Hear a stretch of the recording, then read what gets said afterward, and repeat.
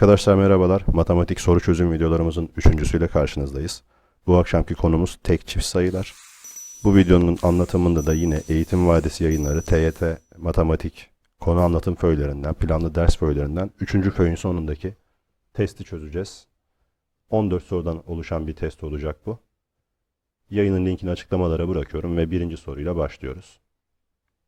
Şimdi birinci soruda demiş ki aşağıdaki tablo A, B ve C tam sayılarının çarpımının tek çift olma durumunu göstermektedir. Buna göre hangisi tek sayıdır? Şimdi bakalım A ile C'nin çarpımı çift olmuş.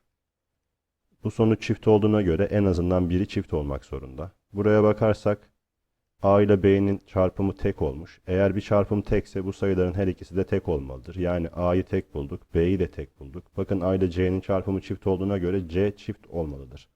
Buna göre hangisi tek sayıdır? A artı B tekle teki toplarsak sonuç çift olur. C'nin karesi çiftin karesi yine çift olur. A eksi B'nin küpü tekten tek çıkarsa sonucumuz çift olur. Çift sayının küpü de çift çıkar. B'nin karesi tek sayının karesi yine tektir. C çifti tekle çifti toplarsak sonuç tek olur. Gördüğünüz gibi cevap D oldu. Buraya da bakarsak A tekti. 3 ile A'yı çarparsak yine tek. Tekle teki toplarsak sonucumuz yine çift çıkmış oluyor.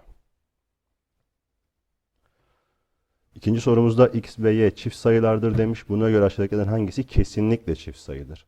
Şimdi böyle sorularda x'i 2k, y'yi işte 2t alalım. X bölü 2. Şimdi 2k'yı 2'ye bölersek sonuç k çıkar. K tekse tek olur, çiftse çift olur bu sonuç. Kesinlikle bir şey söyleyemeyiz. Aynı şekilde buraya 2t yazdığımızda bu durumun aynısı geçerli olacağı için kesin bir şey söyleyemeyiz. Burasını 2k artı 2t diye düşünürsek bölü 4 yaparsak bakın 2'nin parantezinde k artı t bölü 4 olur. Bunlar sadeleşirse k artı t'nin yarısı olur. Bu durumda sonucun değil tek çift tam sayı çıkma ihtimali bile şüphelidir. O yüzden gidecek. Burada bölü 2'si var. Bu sefer de 2 parantezinde k artı t bölü 2 diye düşünürsek bunlar gidecek. K artı t'nin sonucunun tek ya da çift olmasına göre durum değişecek. O yüzden yine kesinlik yok. Buraya geldiğimizde 2k ile 2t'yi çarpıp 2'ye bölersek bir tane 2 gidecek. Sonuç 2 çarpı k çarpı t kalacak. Bunların ne olduğundan bağımsız olarak bir tane çift varsa çarpımın sonucunun çift olduğunu biliyorduk biz. O halde Edirne'deki kesinlikle çift olmalıdır. Üçüncü sorumuzda x, y, z negatif tam sayılar olduğuna göre demiş. Aşağıdakilerden hangisi daima çift sayıdır? Şimdi arkadaşlar böyle bir soru karşınıza çıkarsa bakın y'lerin karşısına eşitlemeye çalışın. 3y ve 7y 21y de eşitlenir. O halde üst tarafı 7 ile çarparsak 14x eşittir 21y. Aşağıyı da 3 ile çarparsak 21y eşittir 15z olmalıdır. Bakın burada 14x olan kısım kesinlikle çift çıkmalıdır. Çünkü bir çarpmada herhangi biri çiftse sonuç çift çıkar. O halde 21y'nin sonucu çift olmalı. 21 tek olduğuna göre y'nin kendisi çift olmalı. Aynı şekilde 15 tek olduğuna göre z'nin de kendisi çift olmak zorundadır. Yani biz y ve z'nin çift olduğunu biliyoruz. X ile ilgili kesin bir şey bilmiyoruz. O yüzden x'te olan bütün şıkları elersek geriye z kalır ki zaten biz de z'yi çift bulmuştuk. Soruda daima çifti soruyordu. Dördüncü sorumuzda pozitif bir tam sayı. Bu sonuç pozitif çıkıyormuş. Olduğuna göre ne aşağıdakilerden hangisi olabilir diyor. Şöyle işleme bakarsak eksi 3 ile eksi 4'ün çarpımından artı 12 gelecek. Burada da bir çarpma var. Önce bunu yaparsak 20 gelecek. Yani 12 eksi 20'den parantezin içi eksi 8 oldu. Eksi 8 üzeri ne? Şimdi negatif bir sayının biz biliyoruz ki negatif sayıların kuvveti çift olursa sonuç pozitif, kuvveti tek olursa sonuç negatif çıkacak. O yüzden bizim için öncelikle üstümüz çift olmak zorundadır. Yani n çift sayı olmalı. Tek şıkları eleriz. Şimdi eksi 12, eksi 10 ve 12'nin tamamı çift sayıdır. Ancak üzerine eksi 12 yazarsak örneğin burada eksi 8 üzeri eksi 12'de biz ne yapmamız lazım? Eksi 1 bölü 8'in 12. kuvveti yapmamız gerekir ki kesirlerde teklik çiftlik yoktur. Ters çevirdiği için negatiflerde gider. Cevabımız denizli olarak bulunur. Beşinci sorumuzda a küçük b küçük 0, c ve d şeklinde verilmiş ve hangisi daima negatiftir diye soruluyor. Şimdi a b negatif, c d pozitif. Arkadaşlar böyle sorularda özellikle çıkarmalarda büyükten küçük ya da küçükten büyük çıkma durumuna bakarız. Şimdi ilk şıkka bakarsak a artı b ikisi de negatifti. Toplamları negatif. A da negatifti. Negatifi negatife bölersek pozitif çıkar. Biz negatif arıyorduk. D eksi C. Bakın büyük sayıdan küçük sayı çıkıyorsa sonuç her zaman pozitiftir. B eksi D. Küçükten büyük çıktığına göre negatif. C eksi D'ye bakarsak yine küçükten büyük çıktığına göre negatif. Negatifi negatife bölersek pozitif çıkar. Bu da değilmiş. A çarpı D. Negatif sayı ile pozitif sayıyı çarparsak negatif. C eksi B'ye baktığımızda büyükten küçük çıktığına göre pozitif. Negatifi pozitife bölersek sonuç negatif çıkar. Cevap Denizli'ymiş. E'ye de bir bakalım. Büyükten küçük çıktığı için pozitif. Yine büyükten küçük çıktığı için pozitif. Pozitifi pozitife bölersek pozitif çıkmış olacaktı. 6. sorumuzda A tek, B çift sayılardır. Buna göre X, Y, Z'nin işaretleri sırasıyla aşağıdakilerden hangisidir? Şimdi A tekmiş, B çiftmiş. A artı B de tekle çiftin toplamı olduğuna göre tek olacak. Şimdi negatif sayının tek kuvveti negatif çıkmalı. Negatif sayının çift kuvveti pozitif olmalı. Negatif sayının tek kuvveti negatif olmalı. O halde X, Y, Z'nin işaretleri sırasıyla eksi artı eksi olarak bulunur. O da Denizli şıkkında. 7. sorumuzda A ve B tam sayılardır demiş. Bir çarpma işlemi vermiş ve bu sonucun tek sayı olduğunu söylemiş bize. Bizden istediği de hangisinin çift oldu. Şimdi bu çarpımın sonucu tekse o halde şu çarpanların her biri tek olmak zorundadır. Yani 3A artı 1 tek ve 5B artı 2 tek olmak zorunda. Bunu karşıya atarsak biri o halde 3A çift olmalıdır. 3A çiftse burası tek olduğuna göre A'nın kendisi çift olmak zorundadır. Buraya gelirsek 2'yi karşıya attığımızda tek sayıdan 2 çıkarttığımızda yine tek sayı buluruz. 5B'nin sonucu tekse bakın 5 tektir. O halde B de tek olmak zorundadır. Sonucun tek çıkabilmesi için. Şimdi biz A'yı çift, B'yi tek bulduk. Bakın B tek gitti. A artı B çift artı tekten sonuç tek çıktı gitti. B tek sayıydı. 2 fazlası yine tek sayıdır gitti. A çift sayıydı. 2 fazlası yine çift sayıdır. O halde cevap budur. 2A'ya gelirsek çifti 2 ile çarparsak yine çift. 3 eklersek sonucu tek buluruz. Bu da gidiyordu. Yine Denizli cevabımız. 8. sorumuzda bize 3 tane eşitsizlik vermiş. Olduğuna göre A, B, C'nin işaretleri sırasıyla aşağıdakilerden hangisidir diyor. Böyle bir soruyla karşılaşırsınız arkadaşlar. Şunlara dikkat edin. Kareler her zaman pozitif. Şimdi pozitif sayıyla B'yi çarpmış, sonucu yine pozitif bulmuş. O halde B'nin işareti şöyle yaparsak artı olmalıdır. Şuraya A, şuraya da C diyelim. Şimdi B'yi pozitif bulduk. Bu sonuç da pozitif olduğuna göre o halde C de pozitif olmalıdır. C'yi de pozitif bulduk. Pozitif sayının 5. kuvveti yine pozitiftir. Ama sonuç negatif olduğuna göre A'nın küpü negatif olmalı. A'nın 3. kuvveti yani küpü negatifse kendisi de negatif olmalı. O halde işaretler eksi artı artı şeklinde bulunacaktır.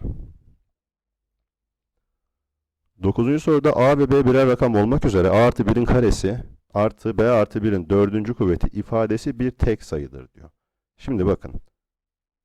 Şöyle bir tablo oluşturalım. A ve B diyelim. Şimdi bu sonuç tek olduğuna göre bunlar ya tekle çiftin toplamı ya da çiftle tekin toplamı olmak zorundadır. Şimdi A artı 1'in karesi tek olacaksa yani A artı 1 tek olacaksa o zaman A çift olmalıdır. Burası çift olacaksa B'nin bir fazlası çiftse o zaman B tek olmalıdır. Ya da tam tersini düşünürsek eğer A artı 1 çift sayıysa o zaman 1 eksi olan A tek olmalıdır. Bu durumda B artı 1 tek çıkmalı. Bir fazlası tekse B'nin kendisi çift olmalı. Yani bunlar her zaman zıttır. Şimdi A tek sayıdır diyor. A çift de olabiliyor. Bize her zaman doğru sorduğu için 1'i alamayız. A eksi B tektir. Şu durum geçerli olsaydı çiftten tek çıktı. Sonuç tek derdik. Bu durum geçerli olsaydı tekten çift çıktı. Sonuç tek derdik. Yani bu daima tek çıkıyormuş. Doğru oldu. A çarpı B tek sayıdır. Hayır, her zaman bir tanesi çift olduğuna göre ve çarpımda bir tane çift varsa sonucun çift çıkacağını biliyoruz.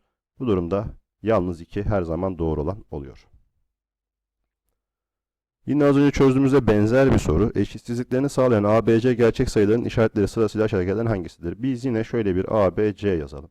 Şimdi bakın bu ifadeyi tanımamız lazım. Bir sayının karesi kendisinden ne zaman küçük olur?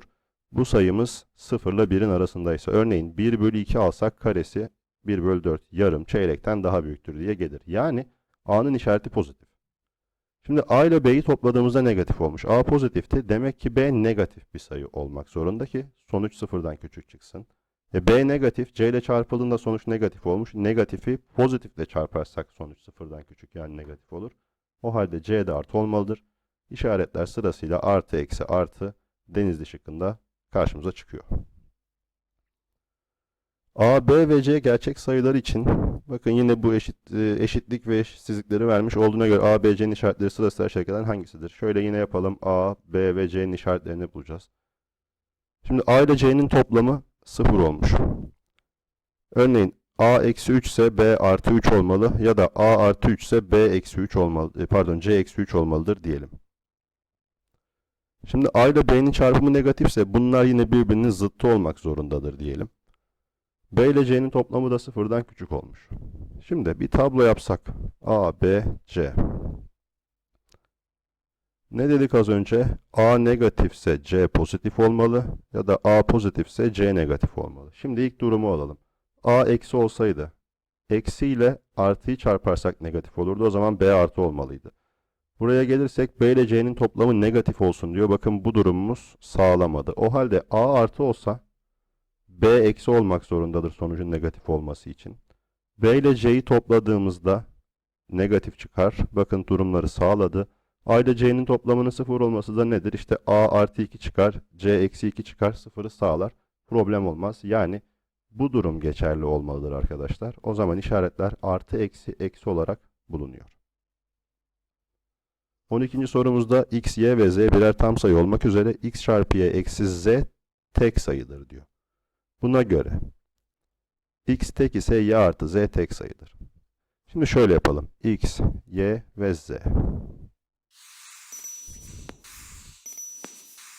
Şimdi x tek olsaydı, y artı z tek olsaydı diye bunlara bakmadan önce biz şöyle neler bulabiliriz bir ona bakalım. Şimdi x veya y'den herhangi biri çift olsaydı bu sonuç çift çıkardı. O zaman z tek olmalıydı. Yani z tekken y tek x çift olabilir ya da bu tekken y çift x tek olabilir. İhtimallerimiz bunlar. Başka bir ihtimalimiz var mı? Evet. Burası tek olursa burası çift olmalıdır. X çarpı y'nin tek olabilmesi için x de y de tek olmalı. Z de çift olmalı. Şimdi karşımıza çıkabilecek 3 tane durum da bu. Bize her zaman doğrudur dediği için bunların tamamı bunu sağlıyor mu ona bakalım. Şimdi x tek sayı ise şu iki duruma bakıyoruz. Y artı z tektir. Bakalım tekle çifti topladık. Tek oldu. Ya da tekle çifti topladığımızda tek oldu. O halde her iki durumda da sağladı. Y çiftse yani ortadaki durumdan bahsediyor. X artı z tektir. Tekle teki toplarsak çift çıkması gerekiyordu. O yüzden yanlış oldu. Z çiftse yani yine üçüncü durumdan bahsediyor. Z çiftse x artı y bakalım tekle teki toplarsak çift sayıdır. Bu da doğru oldu. O halde cevap 1, 3 olarak bulundu. Burada kaçırmamamız gereken durumlar var. Dikkatli olmak gerekiyor.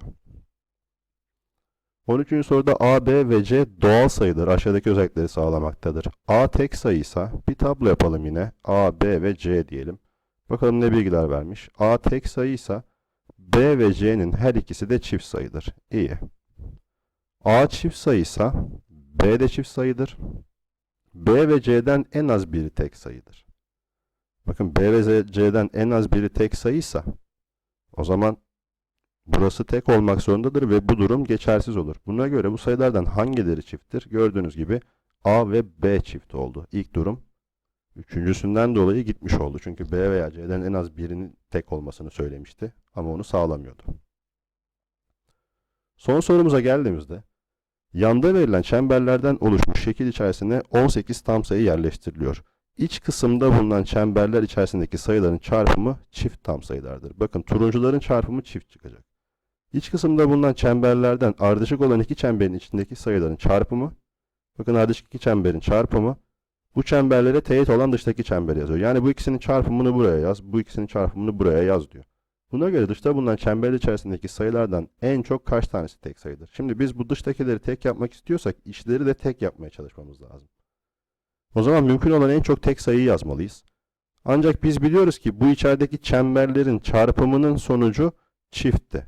Bir çarpımın sonucunun çift çıkabilmesi için bir tane çift sayı olması yeterli. O halde bu içteki çemberlerden en az birine çift yazmak zorundayız. Hatta bir tanesine çift yazmalıyız ki dışarıya mümkün olan en çok tek çıksın. Bakın tek, tek, tek. Bu şekilde yazarsak çifte komşu olanlar ne olacak? Çift çıkacaklar. O halde 1, 2, 3, 4, 5, 6 en çok 7 tanesi tekmiş deriz. Evet arkadaşlar, tek çift sayılarla ilgili karşımıza çıkacak soru tiplerinin büyük çoğunluğu bu şekilde olacaktır. Yine farklı kitaplardan bol bol sorular çözmenizi öneriyorum. Kanalımızı beğenip abone olmayı unutmayın. Videolarımızı beğenip yorum yapmayı unutmayın. Bize destek olursanız sevinirim. Bir sonraki videoda görüşene dek kendinize dikkat edin.